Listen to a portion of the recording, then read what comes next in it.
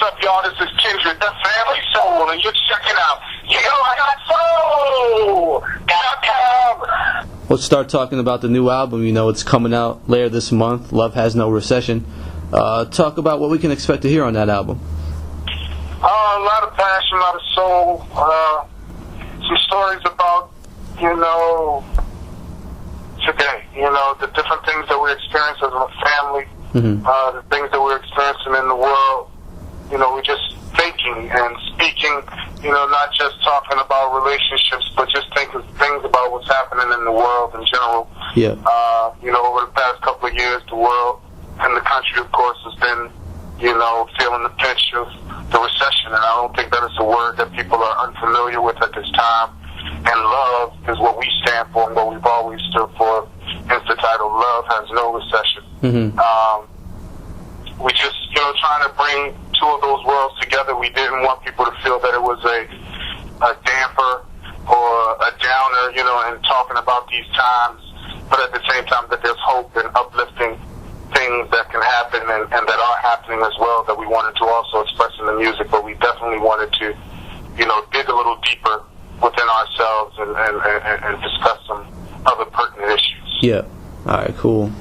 So, this being your fourth album now, how would you guys say this compares to your previous albums? On this album, I think that we really just had an even more kind of experience making it. Yeah. We felt really compelled to follow our vision through from beginning to end.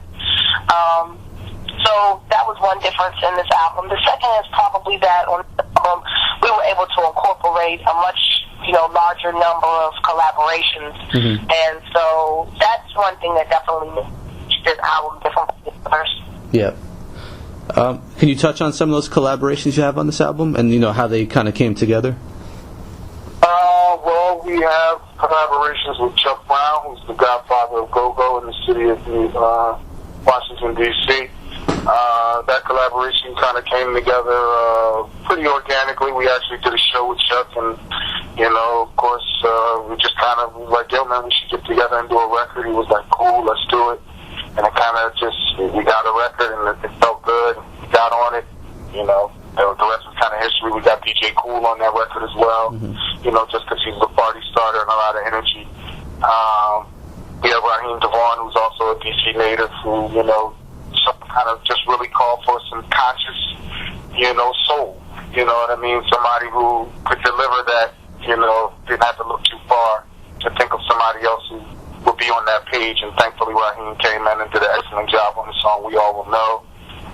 Snoop Dogg's on the album on the initial first single, which was You Got Love. That also came together through a mutual friend, through respect that Snoop had for our music, of course, that we have respect for his music and his accomplishments and many contributions to the music world. So, there was just, those worlds kind of came together, and we kind of feel like with the Snoop Dogg song, rather than us go to the, hardcore gangster style kind of that Snoop was originally popular for, which has kind of waned in the years. Yeah. In recent years anyway. But, that he kind of came to our world as opposed to us going to his world, and that was really cool that, I think that it's a even keel and even medium and a great collaboration with the two of us. Also, we have, who else is on the album? Bilal is on the album. DJ Chicago Kid, Lady Alma, Fred Yane, a bunch of spoken word artists are on the record that weave some of the tracks together on a track called Above Water, which features Ursula Rucker, Coco Brown, and Rich Medina. And a few others, and various great instrumentalists as well, who helped us to craft and produce the record, the producers as well, It just was a contribution of a lot of great people, really. Every album is really like that. It's cool that we have some names associated with the first process to say, hey, well, such and such is on the album. But every one of our albums, really, in retrospect, so many great people help us to put it together. And this one, in that regard, is really no different outside of that there are names, I suppose, that people know that are also associated with the project. But we're very happy with it, very pleased to be able to release it, and hope that people genuinely really appreciate it. Cool. Now, like I mentioned, it's your fourth album working together, so just like couples tend to grow in relationships, do you see yourselves growing together musically and evolving at all? Definitely. One way, in both ways actually. Even just recently, I realized that our synergy in terms of when we're performing live, that we have a rhythm that I really feel has kind of really come together in a good way over having been performing together for 10 years or more now, that we really have really reached a certain, I think the right word is apex, I'm not sure, with that. 12 years we've been performing together. Mm-hmm. So yeah, in terms of making albums, I definitely feel like we have a synergy. And this album was made in a way that we didn't make the other albums. So I feel like it was important for us to have, for us to have grown as a creative couple and been able to do the album the way we did.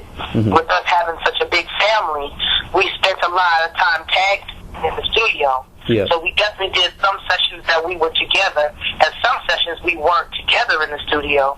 So we had to have that ability to feel each other and respect what each other was doing, because that's how we made these songs. And I really feel that that energy was there and definitely comes across in the music. Mm-hmm. Okay. I'll be saying it's like a basketball team and playing together, and it's just like, even when a team, they play on the floor together, but then when one guy goes to the bench, you know what I mean, that other team member is still playing with that same desire and passion to win, as if that team member was still in the game, because they're all on the team. And that's that same thing in that rhythm of, playing with guys, for a long time, that they just get such a great rapport, together, that they just know each other so well. And mm-hmm. that's what I would attribute it to, that it's very much like that. Okay. Yeah, I was actually going to ask you a little bit about your guys' creative process together, but I think you just touched on it a little bit. But I'm just curious. I know you mentioned sometimes you can't be together when working on the song, and I know you guys are both writers. So, do you have is there a set structure in place for putting a song together, or is it just kind of when you guys can come together, or do you have a method that works for you best? I would say the closest thing to a method that we have, because we've written songs a lot of different ways, mm-hmm. the closest thing to a method we generally have is that we get music, and whomever comes up with an idea first that we feel is pretty strong, we go with that particular, with that vision. Mm-hmm. And usually that works for us, because the other person is able to come in and listen to what the other person has done and build on it or speak on it from their point of view. Yeah. Which I think always kind of maintains the conversational tone of our music, and it kind of keeps it feeling like it's coming genuinely from us. Mm-hmm. So a lot of times, though, my husband may start a song in terms of maybe he comes up with the hook, subject matter, or the first verse, then I'm able to come in and put my stamp on it and say the thing I want to say about that particular subject matter, or vice versa. Yeah. Okay. Let me ask you, is there ever any conflict in the studio, or is it always civil? Like, for example, say, one of you has an idea, and maybe the other one doesn't like it and has a better idea. Is there ever any conflict that would arise, or is it all just smooth? I wouldn't call it conflict. I mean, of course, we disagree mm-hmm. on, what would be best on occasion. Yeah. But for the most part, I think that just like I talked about that rhythm, it's like, it's like when the guy takes the shot, you know what I mean, and the other guy thinks that he could have made it too. It's just like, but it's for the team, and so it's like you're happy that the shot gets made, you know what I mean, and you can humble yourself to the thought that you feel confident in your teammates' ability to make the shot too, and so you relinquish that, you know what I mean, and I think it's the same thing with writing songs. It's just like sometimes you just have to know what's best, even if it's not what you came up with per se, mm-hmm. or what idea was initially yours, and go with the idea that is the right idea. And that just comes with a rhythm, with time, with experience, with trust, and with belief in what one another is doing, that I think that has happened over the years. And it wasn't always that simple or that easy, but I think over time it's definitely, has come more into play. Mm-hmm. Also, too, I mean, it can be a little bit challenging producing each other, like producing vocals. Yeah. That's about the only time that we probably have, quote-unquote, conflict, is when you have to, as a singer, when you're in a booth, you're like in a fishbowl. So it's a little bit, it's very vulnerable. It's intimidating. It's a very vulnerable place to be. Yeah. So if someone's out there telling you, oh, say that again, or, give it to me this way, or boom, boom, boom, boom. Yeah, I'll have to say, that's one of my least favorite things about the studio, but we both hate it equally. Yeah. So I don't know if it's anything that either one of us can say is a pet peeve for either one, but that can be difficult. Okay, makes sense. And, since you both started out as writers and as solo artists, has there ever been a point where either of you ever considered doing a solo project, or has it never even been a thought? I would have people ask us about it. I don't think we have any intention of doing solo records. I mean, we really want to take what Kindred does and really continue to kind of build our audience and, give them, because those are people who really count on us to say the things that don't get said. Yep. So I think that as a group, that it makes a big impact on the people that we've been able to reach in the past and those who we have yet to reach. So we just have a lot of work to do as Kindred. Yeah. But one thing that someone had mentioned to us before that we might be open to is doing something kind of, a la Speaker Box, The Love Below, type of double disc solo thing. That might be cool. That's interesting. Is it called Bad Woman? You heard it here first. Cool. I want to ask you about R&B these days, because it seems like we don't see a lot of not only male and female groups like yours, but it doesn't seem like we see a lot of duets happening too often. So why do you guys think that's the case? Well, I mean, actually right now is a really good time actually for duets, and it seems that formula is kind of coming back. If you really look at the music charts, especially in terms of the kinds of music that we do.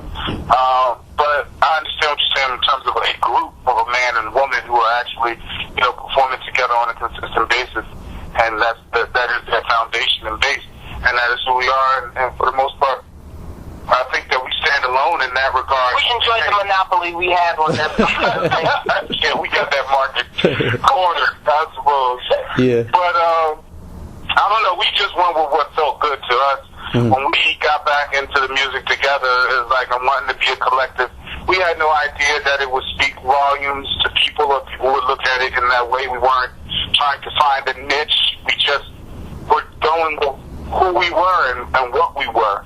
And, we definitely there are things to look to from the past that, we can, I guess, be compared to, or, we can get inspiration from and be inspired by. But we just trying to make our own path and make our own mark and continue to do what we do and stay consistent with it. Like Ace said, we got a lot of work as Kindred to do in order to continue to lay that foundation and that framework so that people respect it as such. But now that we do see and realize that that is the case, like you said, that there's not many, we pride ourselves and strive to be the best at what we're doing. You know what I mean? I hope that we can continue to make music, in this capacity. Also, too, one thing to remember as well is that within the R&B landscape, over the years, it has become less in vogue to even admit that you're in a relationship, period, as opposed to, being, married to or attached to your person, your significant other within your business. I mean, most artists are trying to appear single so that makes them more appealing to the masses. Yeah. So, that's a big reason why there's not a lot of male-female duet groups, you know what I mean? And specifically not male-female duet groups that are saying, hey, we're in a relationship together or we're married. Yeah, no, that's a great point. I like that.